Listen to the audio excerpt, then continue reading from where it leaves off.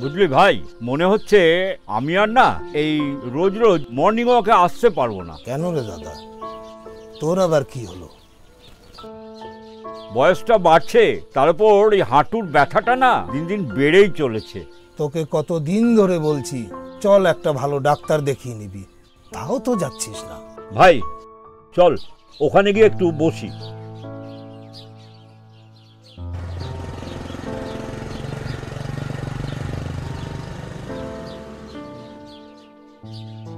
এই জন্যই বলি প্রত্যেকেরই বিয়ে করে একটা সংসার করা উচিত, তাহলে এই বুড়ো বয়সে এসে বউটা তো দেখতে পারতো। কেন? তোর তো সময় মতোই বিয়ে দিয়েছিলাম, কি হলো? প্রথম সন্তানের জন্ম দিয়েই সে মারা গেল। তার আয়ু ছিল ওই পর্যন্ত, তাই তো সে ছেলেটাকে আমার কাছে রেখে চিরবিদায় নিল। তখন তোকে বারবার বলেছিলাম আবার একটা বিয়ে কর, সেটাও তো করলি না। দেখ দাদা, ছেলেকে মানুষ করে তুলেছি, তার বিয়ে দিয়েছি। ছেলে তো আমাদের খুব ভালোবাসে, এই ভালো আছি। ওটা তোর একার ছেলে, আমার ছেলে না, আমাকে ভালোবাসে না। ও আমি কখন বললাম? অভি তো তোর আমার দুজনেরই ছেলে, ও হচ্ছে আমাদের হৃৎপিণ্ড।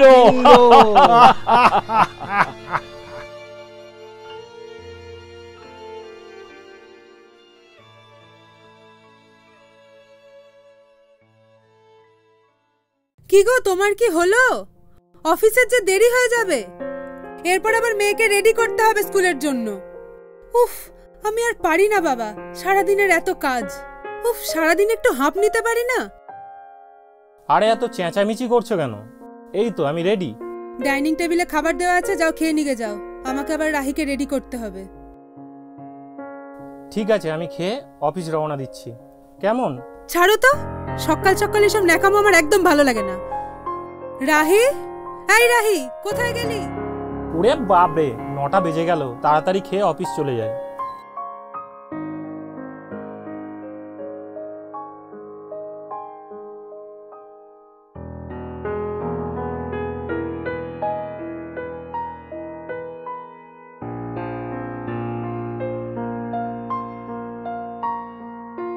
কি গো, আমি আসছি। রাহি, স্কুলে একদম দুষ্টুমি করবে না।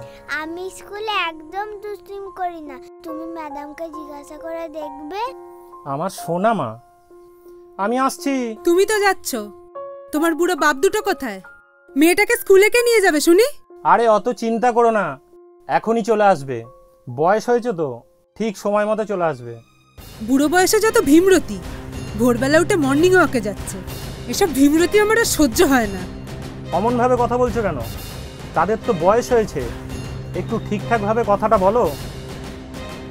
মা, তুমি দাউদের বুড়ো বলছো কেন? বাবা বলতে পারো না? এই তুই চুপ কর, বড় বড় কথা শিখেছে। চল খাবি, চল। উফ, অনেক দেরি হয়ে গেল।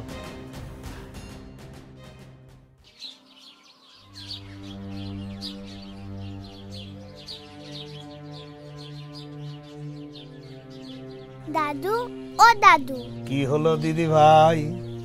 কালকে আমাকে দুটো ক্যাডবেরি কিনে দেবে? কেন? কালকে দুটো ক্যাডবেরি কেন দিদি ভাই? কালকে আমার বন্ধুর জন্মদিন, তাই আমি একটা খাবো, আমার বন্ধুকে একটা দেবো। বেশ, তাই হবে। কালকে তোমাকে দুটো ক্যাডবেরি কিনে দেবো। তাহলে আজকে কি খাবে দিদি ভাই? আজ একটা কুরকুরে খাবো। ঠিক আছে দিদি ভাই, ওই সামনের দোকান থেকে আজকে তোমাকে কুরকুরেই কিনে দেবো। চলো চলো দিদি ভাই, স্কুলে দেরি হয়ে যাচ্ছে। চলো চলো চলো চলো চলো চলো চলো চলো চলো চলো।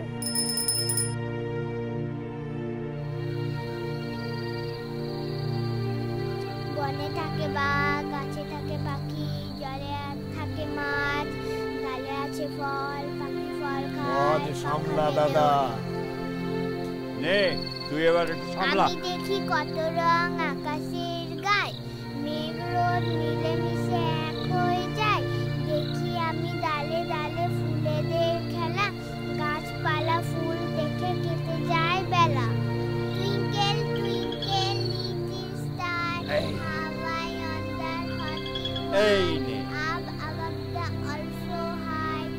বৌমা, আজ রাত্রে আমার জন্য দুটো রুটি করো, বুঝলে?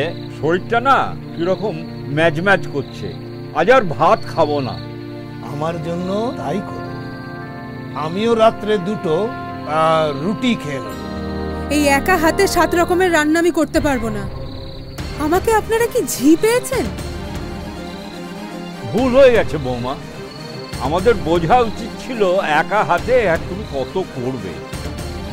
না না বৌমা, আমরা আজ রাতে ভাতই খেয়ে নেব। কি বলিস দাদা? দুটো রুটি করে দিতে পারবে না? দুটো রুটি করতে তোমার কত সময় লাগবে? বললাম তো পারবো না। খেতে ইচ্ছে হলে নিজেরা করে খাও। এই তুই কি দেখছিস? পড়। দেখি আমি দালে দালে ফুলেদের খেলা। ঠিক আছে, আমি না হয় রুটি কটা বানিয়ে নেবো। বাবা, আমিও রুটি খাবো। ঠিক আছে মা, আমি তোমার জন্যও রুটি বানাবো। এইসব ন্যাকামো দেখলে আর বাঁচা যায় না। ধুর, যত সব। থাক অভি, তোকে আর আমাদের জন্য রুটি বানাতে হবে না, আমরা সবাই রাত্রে ভাত খেয়ে নেব। কি দিদি ভাই? সোনা দিদি ভাই, সোনা দিদি ভাই।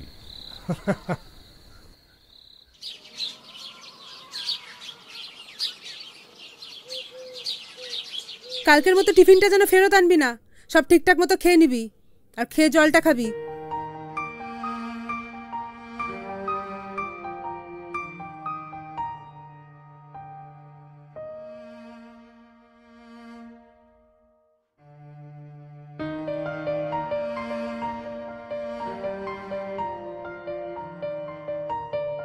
বলছি আমি অফিস বেরোচ্ছি। অভি, তোর সাথে একটা কথা ছিল। হ্যাঁ বাবা, বলো। তোর কাছে 500 টাকা হবে?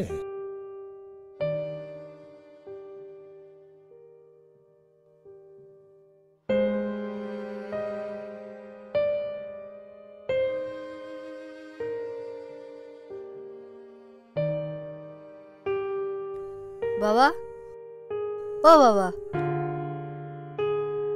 আমাকে 5 টাকা দাও না। কি করবে 5 টাকা নিয়ে? আমি আইসক্রিম খাবো। ও আচ্ছা, দাঁড়াও।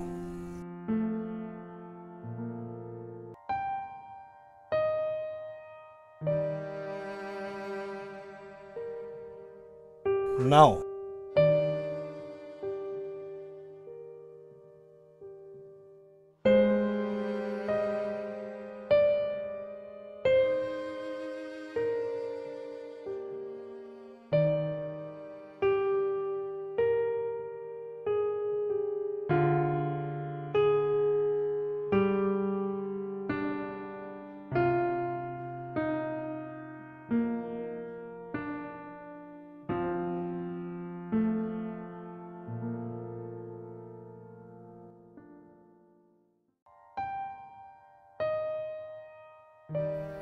বাবা, এই টাকাগুলো তুমি রাখো।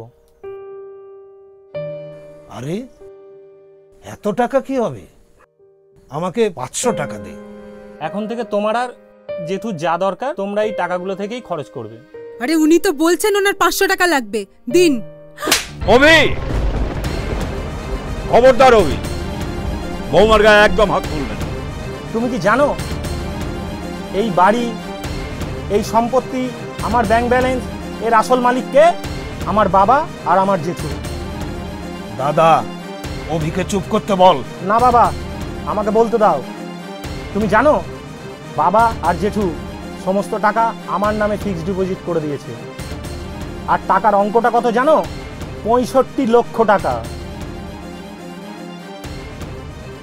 আর এই স্থাবর অস্থাবর সমস্ত সম্পত্তি আমার নামে লিখে দিয়েছে।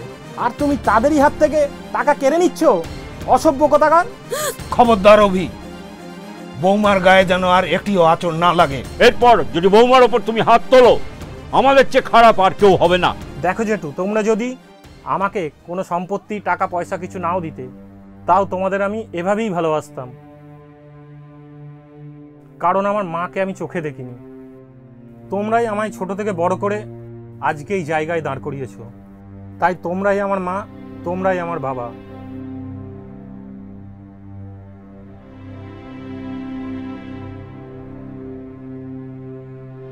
আমি 500 টাকা চেয়েছিলাম এই জন্য যে দাদার হাঁটুর ব্যথাটা খুব বেড়েছে। রাইকে স্কুলে দিয়ে দাদার সঙ্গে ডাক্তারের কাছে যেতাম। ডাক্তারের ফি 200 টাকা, আর ওষুধ নিতাম 200 টাকার, আর রাইকে কটা ক্যাডবেরি কিনে দিতাম, কারণ রাহির বন্ধুর আজ জন্মদিন। বাবা, আমারই ভুল। এই অফিস করে তোমার আর জেঠুর আমি কোনো খেয়ালই রাখতে পারছি না। বাবা, জেঠু, আমাকে আপনারা ক্ষমা করুন, আমি বড্ড ভুল করে ফেলেছি।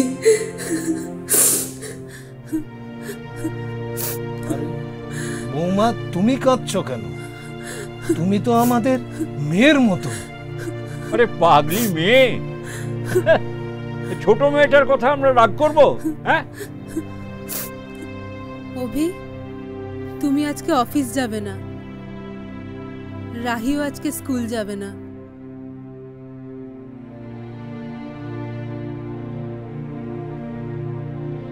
আজ আমরা দুই বাবাকে নিয়ে ডাক্তারের কাছে যাব, তারপর সারাদিন আমরা বাইরে ঘুরে বেড়াবো, খুব মজা করব। দাদু, এ নাও, আজ এই সব টাকা তোমরা দুজনে খরচ করবে, কেমন? সোনা দিদি ভাই আমাদের।